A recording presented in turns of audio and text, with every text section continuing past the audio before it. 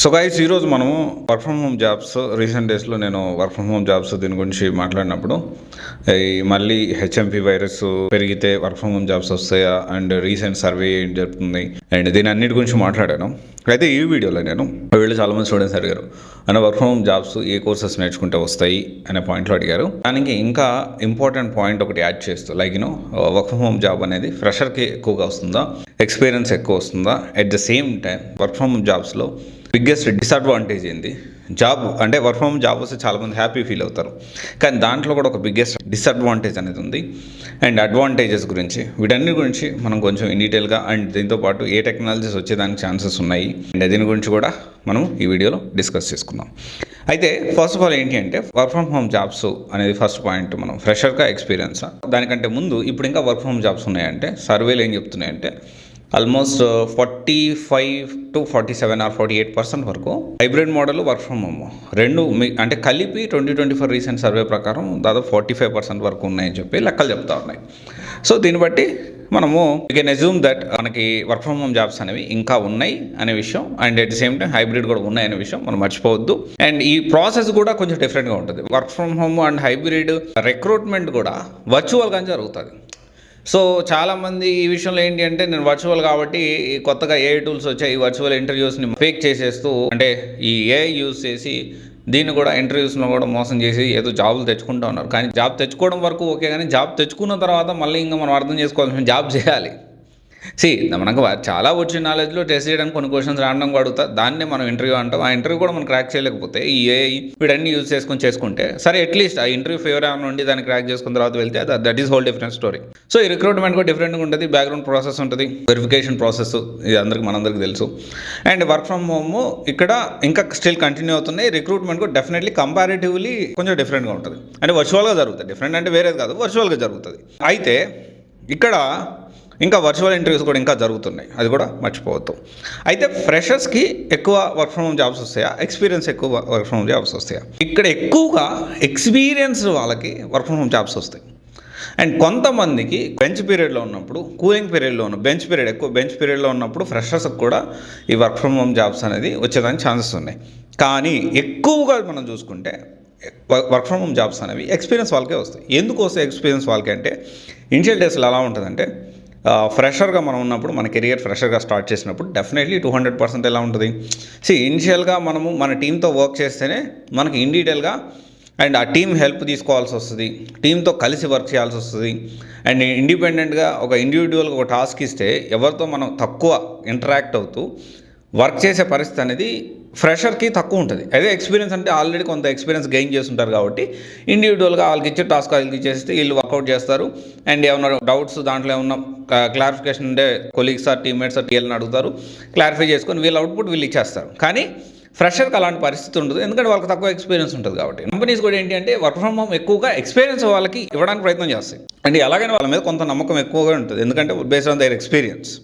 So ఇదైతే clarity. And తర్వాత వచ్చేసి ఏంటి అంటే అడ్వాంటేజ్ ఆర్ బిగ్గెస్ట్ డిసడ్వాంటేజ్ గురించి, అంటే దీని లాభ నష్టాల గురించి వర్క్ ఫ్రమ్ జాబ్ వల్ల మనం మాట్లాడుకునే ముందు ఎలాంటి టెక్నాలజీస్ మనం వచ్చేదానికి ఛాన్స్ ఉంది. జనరల్గా మనం ఇక్కడ మాట్లాడుకుంటే most of the times it completely depends on project and company to company. ఒకే కంపెనీలో ఒక ప్రాజెక్ట్లో వర్క్ ఫ్రమ్ హోమ్ ఇవ్వచ్చు, ఒక ప్రాజెక్టులు ఇవ్వకపోవచ్చు. అండ్ క్లయింట్ వాళ్ళ బేసిస్, వాళ్ళ రిక్వైర్మెంట్, ఇలా చాలా ఫ్యాక్టర్స్ అనేవి ఉంటాయి. అయితే స్టిల్ ఇప్పుడు ఉన్న సిచ్యువేషన్లో మళ్ళీ వర్క్ ఫ్రమ్ హోమ్ పెరిగితే ఎక్కువ దేనికి జాబ్స్ వచ్చే పరిస్థితి ఉందంటే సేల్స్ ఫోర్స్ 3+ ఉంది. And DevOps with multi cloud పెరగచ్చు. And definitely work from jobs option COVID టైంలో కూడా ఎక్కువ వీటికి వర్క్ ఫ్రమ్ జాబ్స్ వచ్చాయి. And ServiceNow. అండ్ ఒకటి డొమైన్ నేను చెప్పాలనుకుంటున్నా, స్నాప్ లాజిక్ అనేది ఒక ఇంటిగ్రేషన్ టూల్.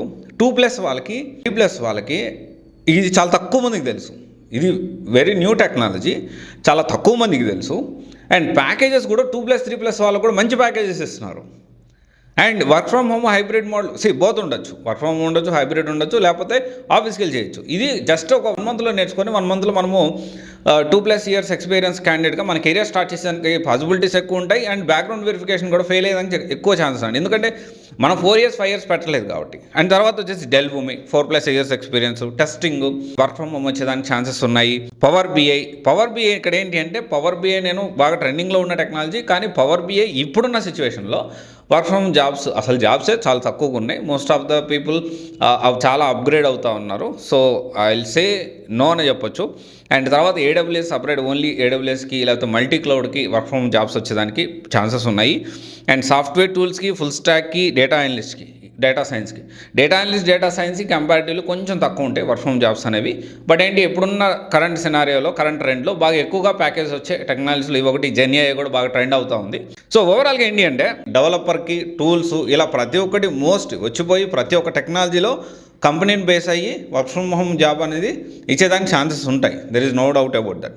ఇక్కడ ఇంకొక విషయం ఏంటి అంటే, కాకపోతే ఇక్కడ అడ్వాంటేజ్ మనం మాట్లాడుకుంటే అడ్వాంటేజ్ అనేది కొంచెం ఫ్లెక్సిబిలిటీ ఉంటుంది. కానీ డిసడ్వాంటేజ్ అనేది చాలా పెద్ద డిసడ్వాంటేజ్ ఏంటి అంటే work from home slow salary growth rate చాలా స్లోగా ఉంటుంది. అండ్ ఖచ్చితంగా మనకి ఎప్పుడు అంటే అస్సలు సెక్యూరిటీ అనేది ఉండదు. బెంచ్ మీద ఉన్న ఒకటే నేనేమంటానంటే, బెంచ్ మీద ఉన్న వర్క్ ఫ్రమ్ జాబ్ అయినా కానీ జాబ్ సెక్యూర్డ్ అనేది అస్సలు ఉండదు కంపారిటివ్లీ. అండ్ ఇంకోటి, కంపెనీలో ఏం జరుగుతుంది, అసలు సిచ్యువేషన్స్ ఏంటి అని మన ఎస్టిమేషన్ అనాలిసిస్ చేసుకోవడానికి కూడా అవకాశం ఉంటుంది. మన కొలీగ్స్తో మనకు అసలు కనీసం ముఖ పరిచయం కూడా ఉండదు. అండ్ మన నాలెడ్జ్ పెరిగేదానికి ఛాన్స్ ఉంది. ఇవన్నీ డిసడ్వాంటేజ్ కిందకు వస్తాయి. కానీ ఎనీవే నేనేమంటున్నానంటే, ఒకవేళ మీరు జాబ్ తెచ్చుకోవాలి అంటే కేవలం నాకు వర్క్ ఫ్రమ్ హోమ్ జాబే కావాలి అంటే మాత్రం కొంచెం కష్టమైన పరిస్థితి, కొంచెం ఎక్కువ టైం తీసుకుంటుంది.